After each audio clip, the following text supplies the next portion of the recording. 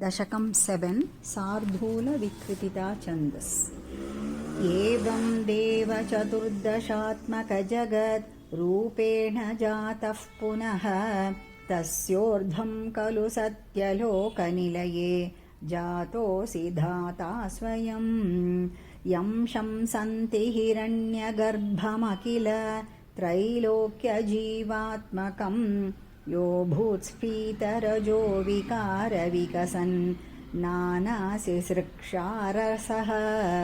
सोऽयं विश्वविसर्गदत्तहृदयः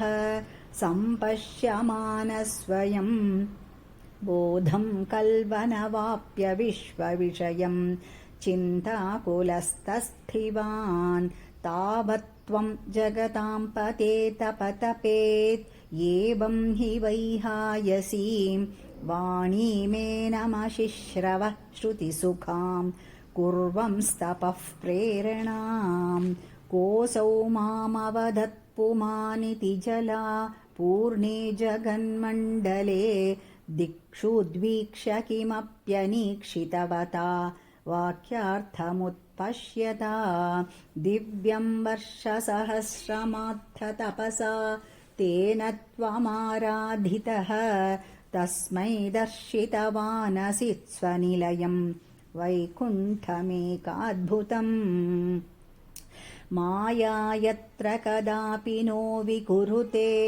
भाते जगद्भ्यो बहिः शोकक्रोधविमोहसाध्वसमुखाः भावास्तु दूरं गताः सान्द्रानन्दझरी च यत्र परम ज्योतिः प्रकाशात्मके तत्ते धाम विभावितं विजयते वैकुण्ठरूपं विभो यस्मिन्नाम चतुर्भुजा हरिमणि श्यामावदतत्विषो नानाभूषणरत्नदीपितदिशो राजद्विमानालयाः भक्तिप्राप्ततथाविधोन्नतपदाः दीव्यन्ति दिव्याजनाः तत्ते धाम निरस्तसर्वशमलं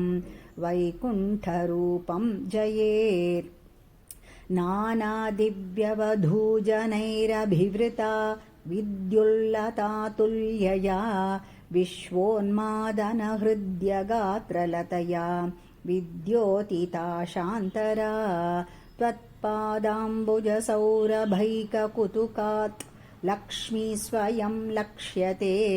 यस्मिन् विस्मयनीयदिव्यविभवं तत्ते पदं देहि मे तत्रैवं प्रतिदर्शिते निजपदे रत्नासनाध्यासितं भास्वत्कोटिलसत्किरीटकटकात् या कल्पदीप्राकृती श्रीवत्साङ्कितमात्तकौस्तुभमणि छायारुणं कारणं विश्वेषां तव रूपमैक्षतविधिः तत्ते विभो भातु मे कालाम्भोदकलाय कोमलरुचि चक्रेण चक्रं दिशाम् आवृण्वानमुदारमन्दहसित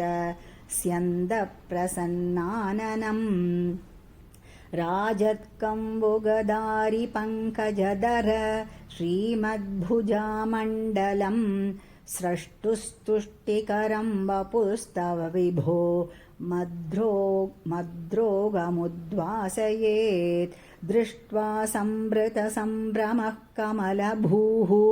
त्वत्पादपातोरुहे हर्षावेशवशं वदो निपतितः प्रीत्या कृतार्थी भवन् जानास्येव मनीषितं मम विभो ज्ञानं तदा पादय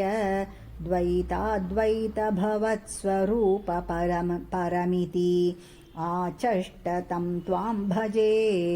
आताम्रे चरणे विनम्रमथतं हस्तेन हस्ते स्पृशन् बोधस्ते भविता न सर्गविधिभिः बन्धोऽपि सञ्जायते इत्याभाष्य गिरं प्रतोष्य नितरां तच्चित्तगूढस्वयं सृष्टौ तं समुदैरयः स भगवन् उल्लासयोल्लाघताम्।